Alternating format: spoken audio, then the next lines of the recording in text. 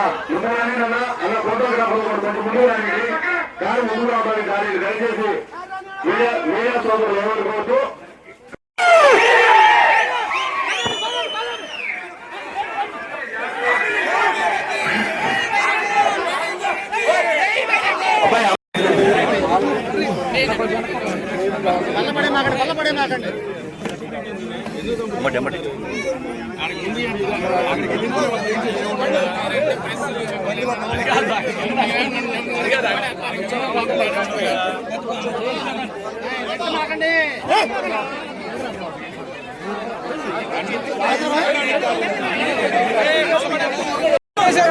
ముందు ఖాళీ చేయండి, మధ్యలో ఖాళీ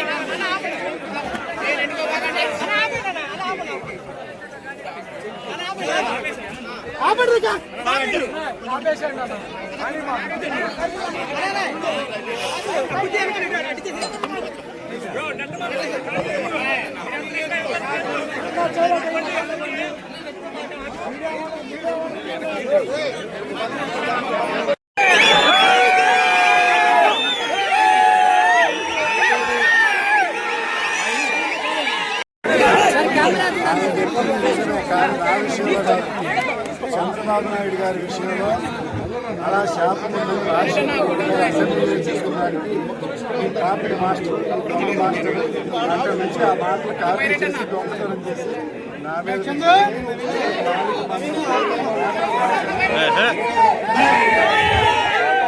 హరికృష్ణారెడ్డి ఓట్ ఆఫ్ థ్యాంక్స్ చెప్తారు.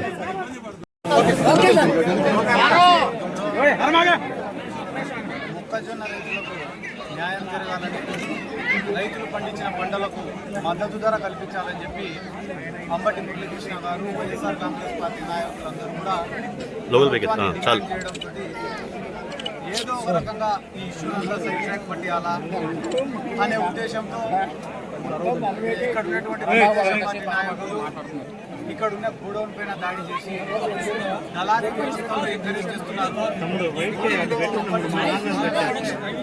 మొక్కజొన్నను నిల్వ ఉంచుతాడు అని చెప్పి ఒక తప్పుడు ప్రచారం చేసి ఇక్కడికి వచ్చి గోడౌన్ పైన దాడి చేసి ఇక్కడ ఉన్న మహిళల పైన దాడి చేసి దాదాపు 31 మంది పైన వాళ్ళ ప్రభుత్వంలో వాళ్ళ పైన కేసు కూడా నమోదైంది.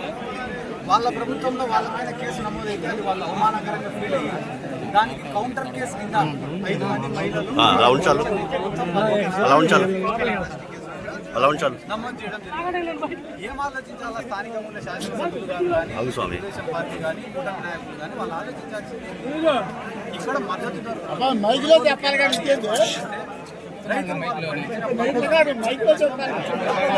ప్రభుత్వానికి అమ్ముకుంటారు అనేది ఆలోచన చేయకుండా వాళ్ళు రైతుల దగ్గర నుంచి 16,650 రూపాయలకు సేకరించి 2,400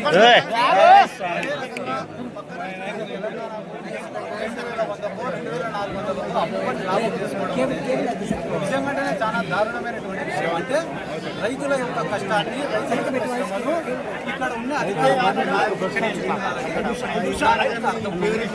ఎందుకు తెలుగుదేశం పార్టీ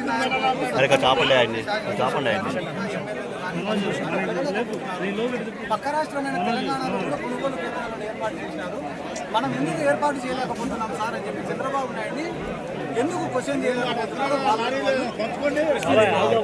అధికారం వచ్చిన రోజు నుంచి ఈ రోజు వరకు పులివెందుల అరటి తోటల దగ్గర నుంచి అనంతపురంలో చీని తోటల వరకు పొదిలీలో పొగాకు దగ్గర నుంచి మా ఊర్లలో మొక్కజొన్న రైతులు, చిన్ని రైతులు, మిర్చి రైతుల దగ్గర నుంచి ఏ రైతు సంతోషంగా ఉన్నాడో ఒక్కసారి ఈ ప్రభుత్వాన్ని ఆలోచన చేయమని అడుగుతున్నారు. అంటే వాళ్ళకు వ్యవసాయం అనేది పట్టదని మాకందరికీ తెలుసు.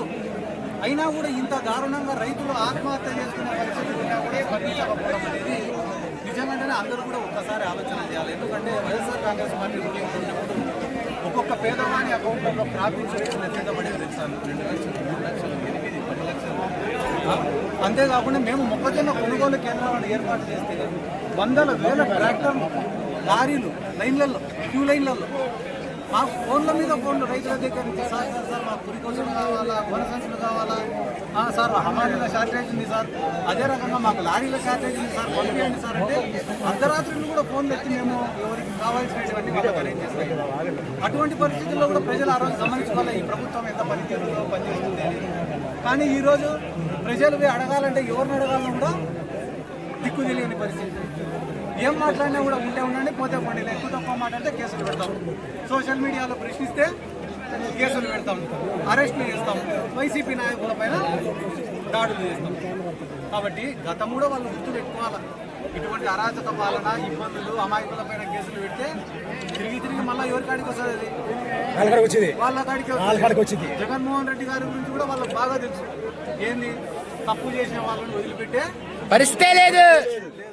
వాళ్ళు కానీ నిజమైన వాళ్ళ సంఘం కానీ మిగతా చోట్ల కానీ అవకతవకలు జరుగుతాయి. ఖచ్చితంగా రైతులను కాపాడమని చెప్పి చేసుకుంటూ ఇక్కడ ఎవరైతే మహిళల పైన, రైతుల పైన, కాపు నాయకుల పైన కేసులు పెట్టినారో ఆ అక్రమ కేసులను వెంటనే నిర్వహించి రైతాంగాన్ని ఆదుకోమని చెప్పి వైఎస్ఆర్ కాంగ్రెస్ పార్టీ వివాదం చేయాలని ఆలోచించుకుంది. ఆయన అందులో ప్రత్యక్ష ఎన్నికల్లో పాల్గొనే అవకాశం లేకుండా 2 నిమిషాలు వాడుకున్న టీడీపీ నేతలు అంటున్నారు. మంత్రి టీజీ భర్త కూడా మీ వ్యాఖ్యలు ఖండిస్తున్నారు.